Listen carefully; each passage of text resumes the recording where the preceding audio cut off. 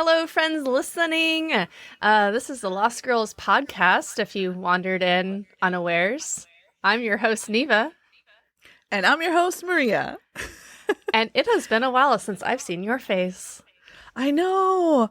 It's been a while. We have been busy / sick / celebrating. Over-celebrating.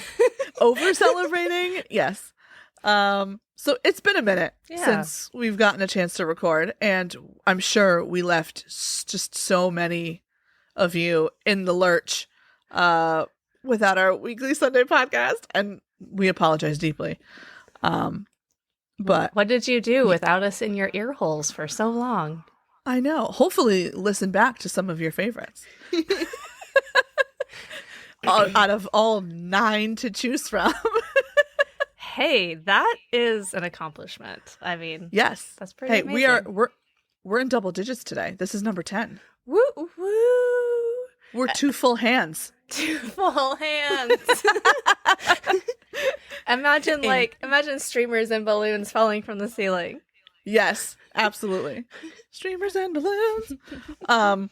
Which seems like a great time for us to kick off what is potentially a 2 or 3 part episode on different types and paths of witchcraft.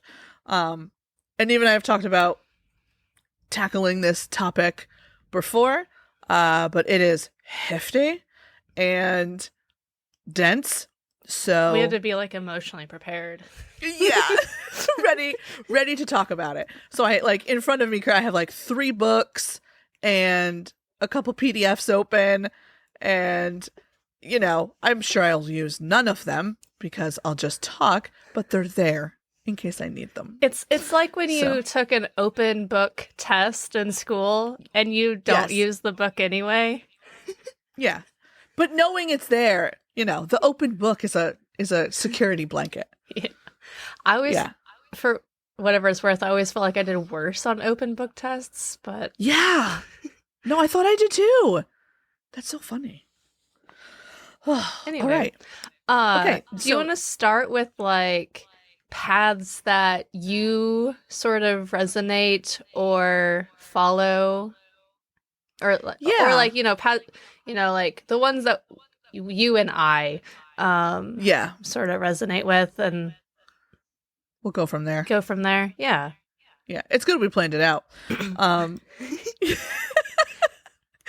I think we could talk about what our own paths, and it should be stated just as a disclaimer that this is not a complete list. There are so many different ways to practice witchcraft or spirituality and everything involved.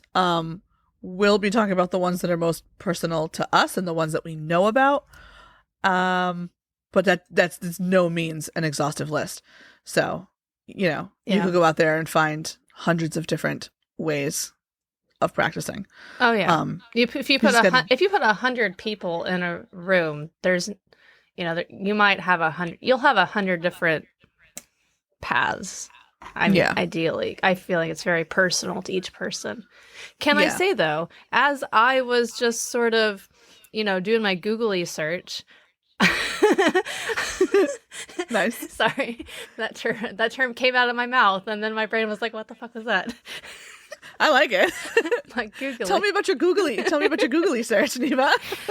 I think it says a lot about how many people are sort of, I don't know if waking up is the right term. That term but if you can think of a better way to describe it, please, coming out of the broom closet. Coming out of the broom closet. There you go. Because there was a Cosmo article. It's what kind of witch are you? And I'm like, wow. I saw that. Yeah, I was like, oh damn, this is in a major publication. Yeah. So it's not something, that has to be done in secret and except I will say that when people are like, are you a witch? They still say it super hushed and look around I don't want anyone to hear me. Yeah. Hey, you over there. Are you a witch? Yeah, man.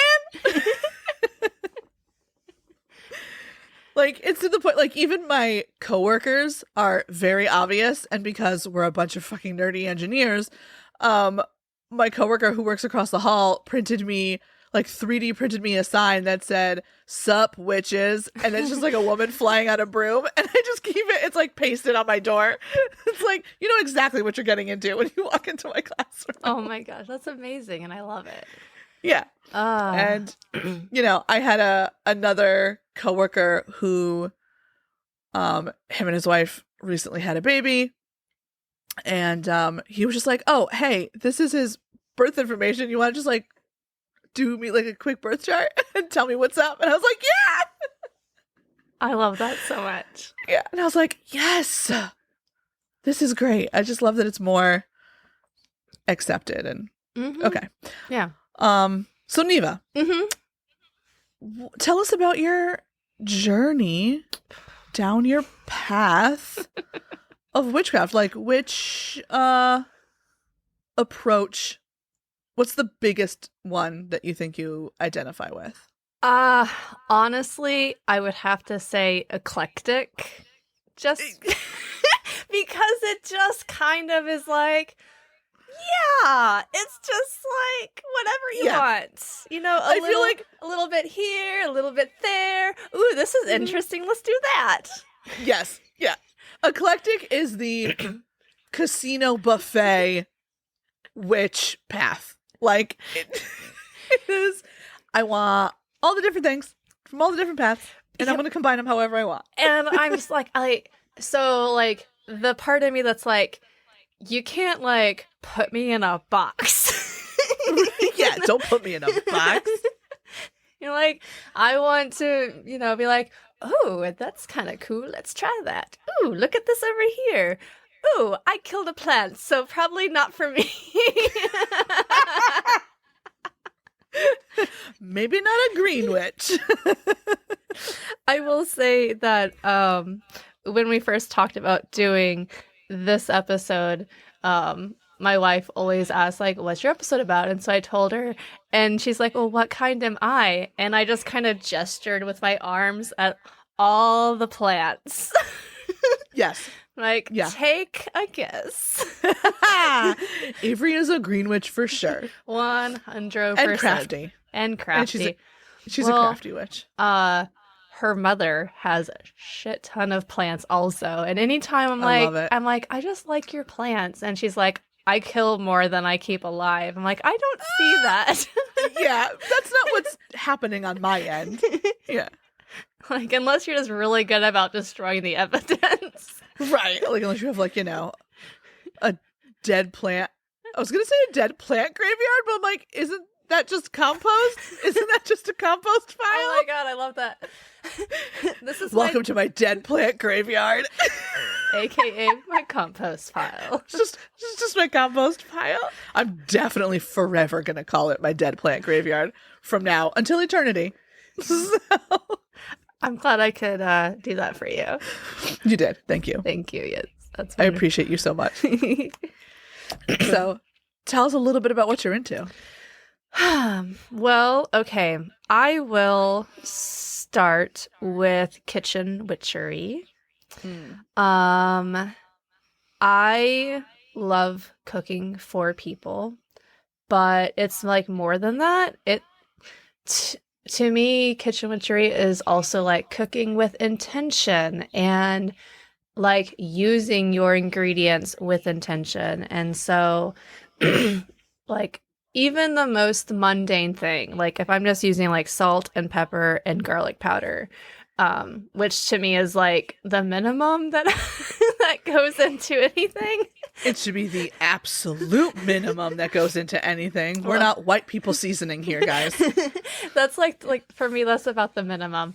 But yeah, when I sprinkle the salt in, like I'm thinking like purification, you know, and then when I put my pepper in, I'm thinking like protection. And when I put my garlic powder in, I'm thinking like health and healing and prosperity. Because I just feel like, you know, I could dress a candle with these things and light a candle, or I could just like cook it into the food I'm gonna eat. Yeah. You know, and then I'm also giving that to whoever I'm cooking for, because it's like, to me, cooking for the people that I love is just like it's a really personal thing, you know? Like, I don't cook for you if I don't like you. Yes. Oh my God. Well, I will, but you're not going to like it. Yeah. And so, yeah. And for like a year, when my wife did the majority of the cooking and then I took it back over, when I took it back over, I was like, oh my God, like I didn't realize how deep down, like I missed this, Oh, I you love know? that. And being able to like, because like in the moment she was like, you know, like you're working and I'm not, and I'm going to take care of this. I'm like, okay, that's fine. Like that totally logically makes sense. But then when she started working full time and I took over the majority of the cooking again, I was like, oh my gosh, like I didn't realize like how deep of a part of me like cooking for people was. Yeah. And that's when I was like, okay, like this is really like real. Yeah. Yeah. That's awesome. I also deeply feel connected to kitchen witchery. But I think it had more to do with like it's centered around like my family, like hereditary witchcraft almost. Yeah. But You are Italian, and Italian is all about the food.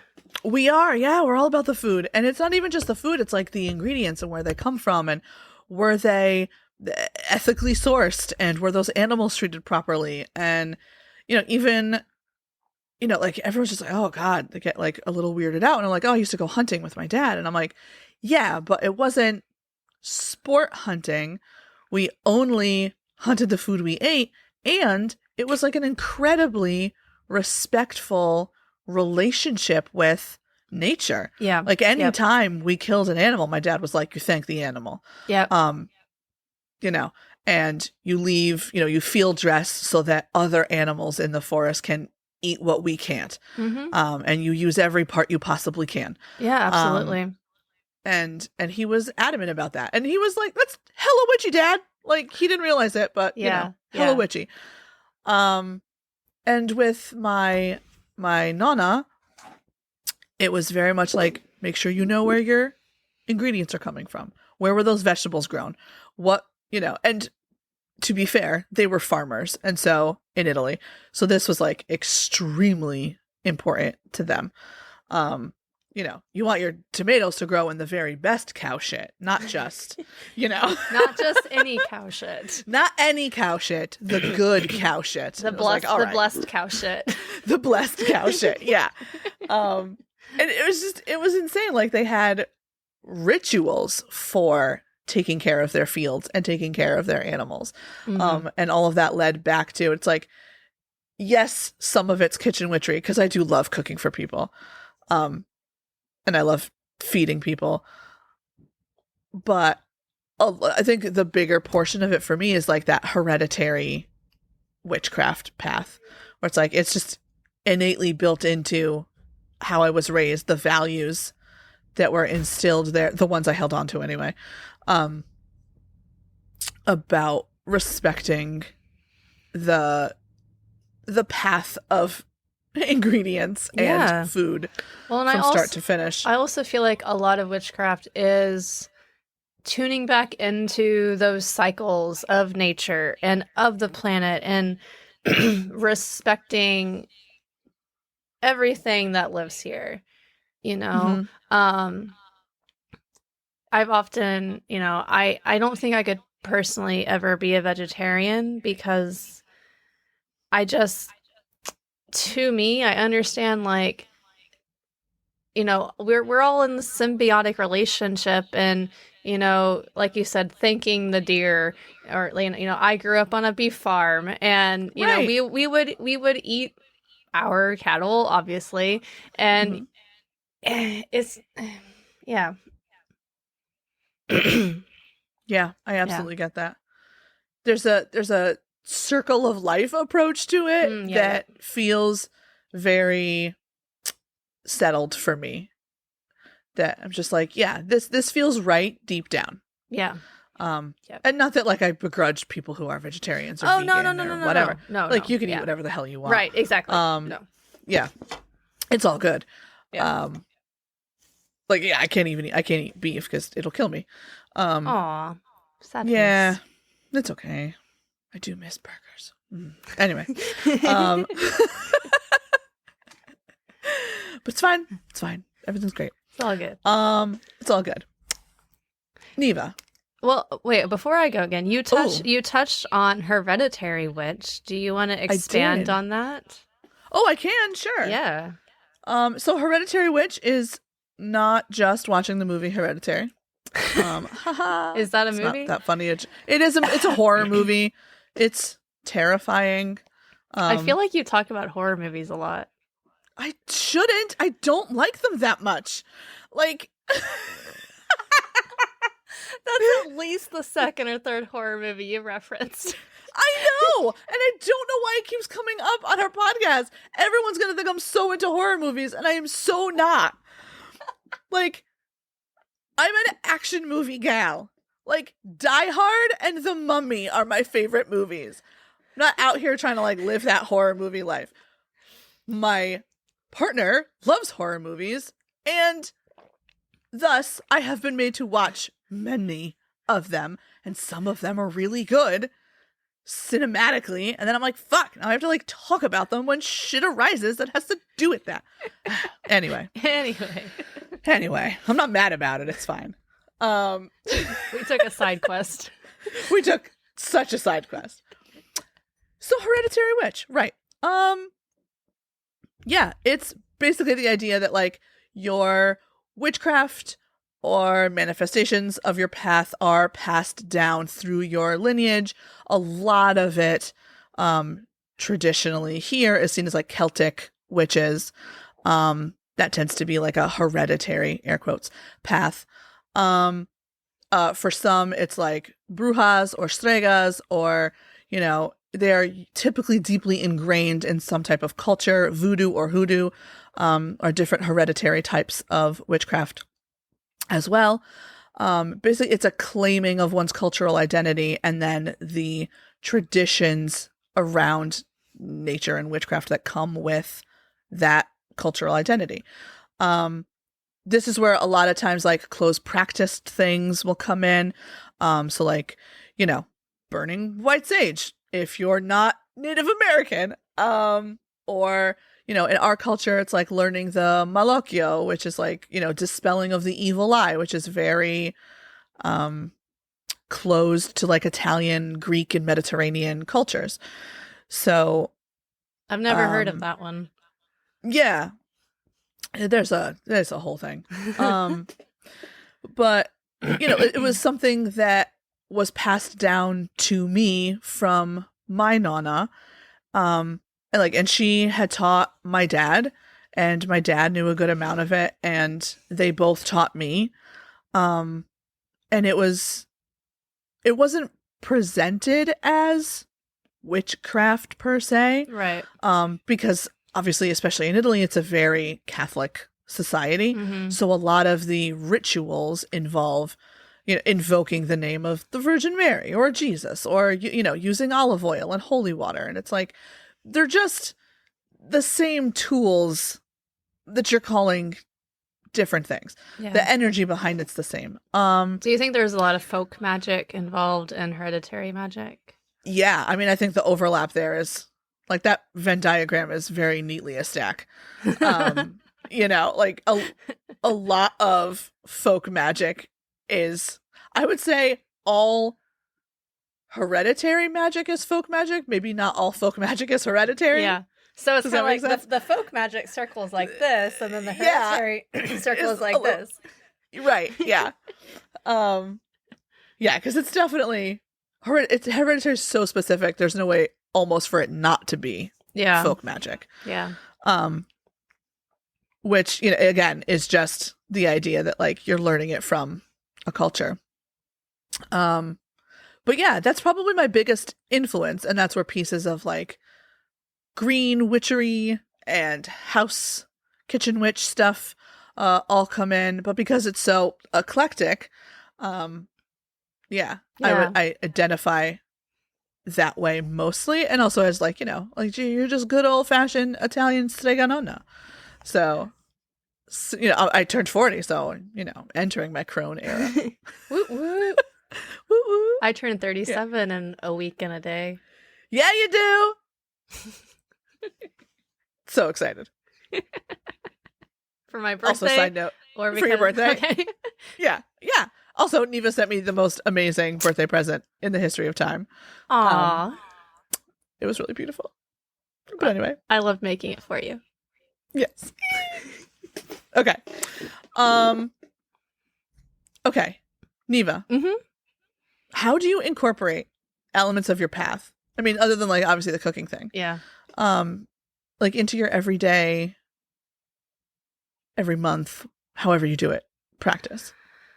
That's a good question. So, I mean, divination, witch. Yes. I try, like, my goal is always to connect with a tarot deck every day. I almost always fall short of that goal, but it's like the goal. I bet it happens 3 to 4 times a week. It's pretty good. In a perfect world, like every day, like I sit down and meditate and I pull a card and I meditate on that card, in a perfect world, which doesn't exist. Right. No. Yeah. But I would say, that's one way. So yeah, divination witches use tarot cards or scrying or any sort of divination tool like runes or bones, or like I don't know how to use runes or bones. I've never tried scrying either. Nice. I've never used bones. I've used runes aplenty. But... I've watched bone readers and I'm just like, that looks really cool. And it does. And I'm like, one of these days I kind of want to learn, but I'm also like, I don't know how I would feel about just like holding a pile of bones in my hand. Like, there's something, I'm just like, it feels a little like I'd want to know where the bones came from. Like, are they just chicken legs or? Yeah. Or are you out there collecting roadkill and specific bones so that you can be like, I need to complete my set. I still need the left toe of possum. I don't know how it works. I don't know how it works either. I'm very sorry if that was offensive to any bone readers. I feel bad. But also, if you have a left possum toe, get at me in the comments. This is my left possum toe. This is my left possum toe. Love that. Well, that's like I watched someone do like there's a tasseomancy where it's like tea leaves. Oh, like they read tea leaves, and there was a whole freaking ritual involved, and I was like, holy shit! Yeah. This is so much more in depth than what I had imagined it was. Yeah, it was fascinating. There've been so cool. I was like, I'm not going to learn how to do that. I've gone to metaphysical shows where there were tea leaf readers, and I just like, that looks really cool, Yeah. Yeah. So how else do you incorporate? Or try to? Well, shall we talk about storm witchery? Yes. Okay. I think we need to touch on this one because this is definitely Neva's biggest superpower. Saving the best for last. Save the best for last. Neva hasn't told anyone, but she controls the weather. So if you're in the Kansas area, get at Neva. I don't know what your local news station is or what the situation is there, but they're wrong. Neva controls the weather in southern Kansas. You need a snowstorm so you don't have to take a test? Call Neva. I'm laughing, but she's not kidding. I know! Hey, Neva, why don't you tell us about your storm witch powers? Okay, well, like, I always feel like I have to, like, build the evidence for this because I barely believe it. Despite like the stack of evidence I have at this point. Because I'm just like, how the fuck is that even possible? Like amazing. So what okay. So one of the questions people ask, and you and I have talked about this, is like, when did you know that you were a witch, or whatever, or like, how long have you been practicing? And to me, that's two different questions, because the answer to how long have I consciously been practicing is 2 or 3 years. I don't know. I don't feel like doing the math right now. But how long have I been practicing by accident? Since I was a teenager. Yeah. I love accidental witchcraft. So here's the best story you will hear today. Yes. This week. When I was in high school, I was the nerdy kid who took all the if we had AP classes, they would have been AP classes, but it was like all the smart kid hard classes. And so, I had like 3 tests and 2 projects and all this shit due within a week. And it was like February or something. And my friend and I, my friend was also in like all the hard smart kid classes, she was like, you know what I really need is just like a few snow days. I just need like a few snow days and to like get all this work done. Well, there was like the teensiest chance of snow. I mean, it was like a 40% chance of half an inch sort of thing, And so we were like, pray to the snow gods. Ha ha ha ha. I can't.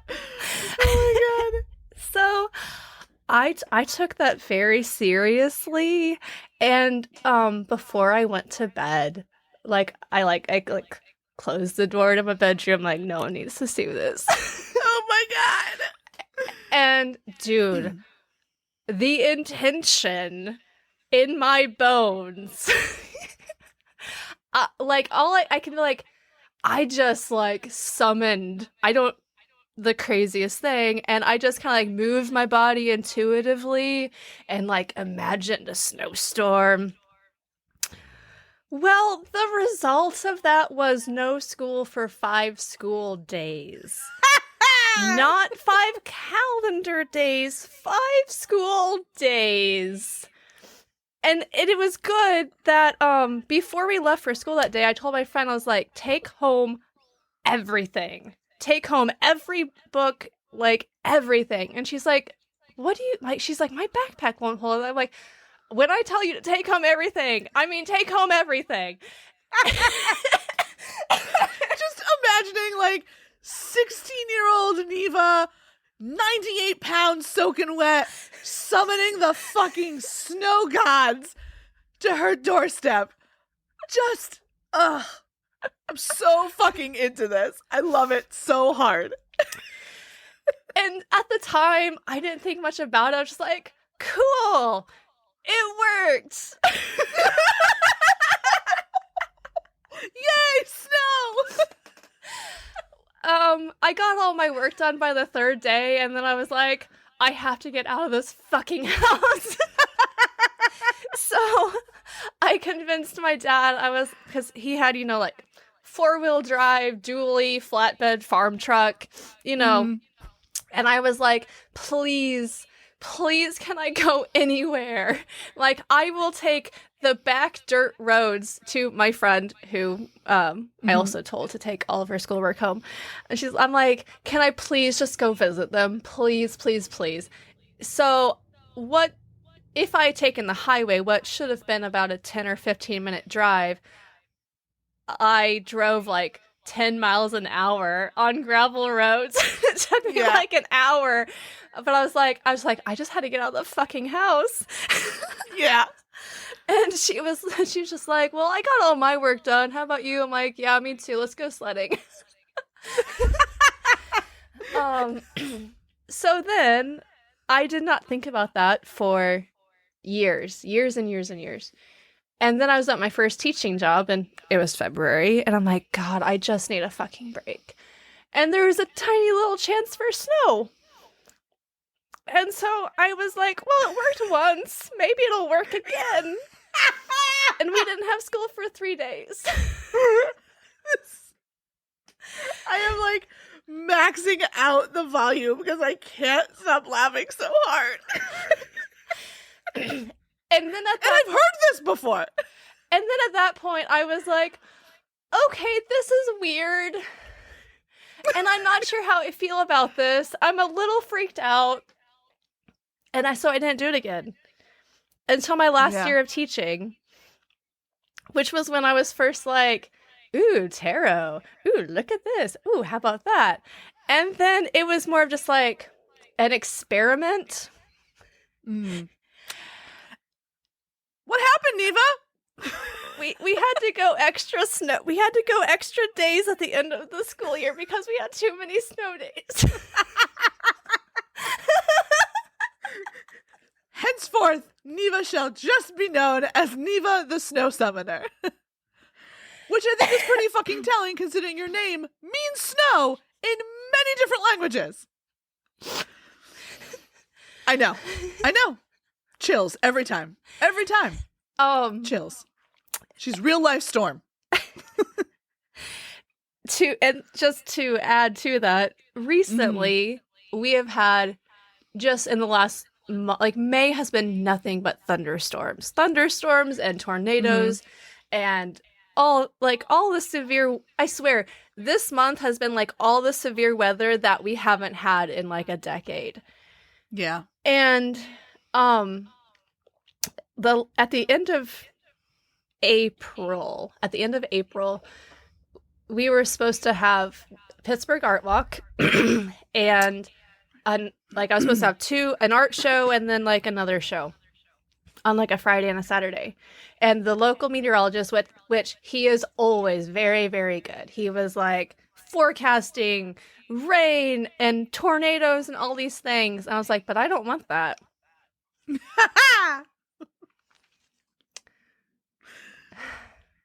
And there wasn't that. During the time that those events were supposed to take place, it was clear as anything. It was storming in other places, but not where you fucking not were. Where I was. And so, as I'm sitting on my porch enjoying my night off when I should have been at the art walk and it's just clear and blue sky and sunny, I was like, well, okay. I think I can fully say Storm Witch, check. This feels like pretty definitive proof to me. Oh my God, I haven't told you this story. Oh my God, yes. Give it to me. Oh my I love God. it. I've been saving this. Okay. I'm so excited right now. So, I'm like, I'm all like pumped up. Okay. Yeah. Shake it out. Okay. So, during one of these storms that we had, there was like, have you heard of like the death avocado? Where it's like when the weather forecaster like puts up like in the green you have a small chance for tornadoes, and in the yellow you have a higher chance, and then if you're in like the red you're in the death avocado. I've never heard it put that way, probably because Connecticut doesn't get a lot of tornadoes. But Death Avocado's my new favorite band name, so I think maybe it's not called Death. It's definitely called something avocado, but my brain has turned it into Death Avocado. It's fucking rad, is what it is. Yeah, because it tends to look like an avocado with like green. Yeah. Anyway. Yeah. So we were in the middle of this Death Avocado, and I was like, okay, like, I don't want a fucking tornado here. I don't, And so I just put up a little intention and a little, and like, we were fine. Then the next day, a couple days later, I saw my friend who works at the bar she was like, Neva, you will not believe what happened to me. And I'm like, tell me. And she's like, I was in Arkansas and we were in this tiny ass little town and there was a tornado and it was headed straight for our little town. And so like we took shelter and she's like, Neva, that tornado was headed straight for this town and then it went around it like there was a bubble around this town and then continued on its original path. And I'm just listening to her and I'm like, that's crazy. I'm glad that you were okay. You're welcome. And then I'm also just like, I think I did that. Shit, I think that was me. Oh my god. But also with that, you know, I have to like, you know, understand like I can't know everywhere that there's a storm. I can't know everywhere there's a tornado. I am not personally responsible for, you know, no, of course keeping not. like I am not personally responsible for keeping everyone safe, but I can keep myself and my loved ones safe. Yeah. You know. Or I can be okay, man, you got me talking on this. I'm into it. I was researching storm witches, and the whole reason that I was like, well, I know I can make it snow. I don't know if I can make it not rain or not tornado. Yeah. Right.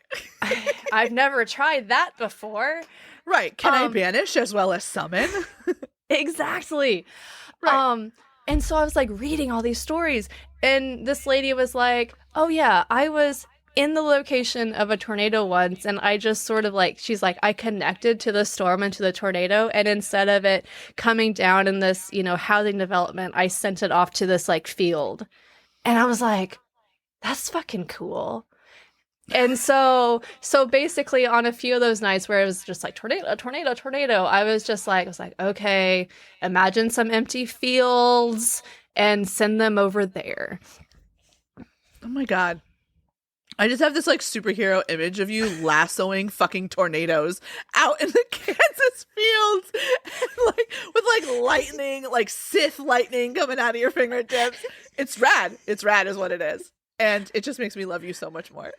I love that image, and if anyone wants to make an art of that, then I'm down. Yeah, we're totally down for the fan art. So that's my story, and it's going to go out on the internet for everyone to put in their ear holes. Yes, and hopefully everyone takes heed if you're in Kansas. So the moral of the story is, kids, if you want a snow day, just hit me up. Yeah. Or, you know, look into storm witching on your own. Who knows? Maybe you have, you know, the gift. Maybe you have the power. Yeah. Which is still, like, wild as shit to me. Like... Yeah. It's awesome. It's so awesome. I have nothing that cool to follow it up with. Like, at all. Ever. I mean... my skills lie elsewhere. Yeah, I don't know where that skill comes from. It's just inside of me. Yeah, it's just inside. I will say one of my sounds whatever. It's whatever.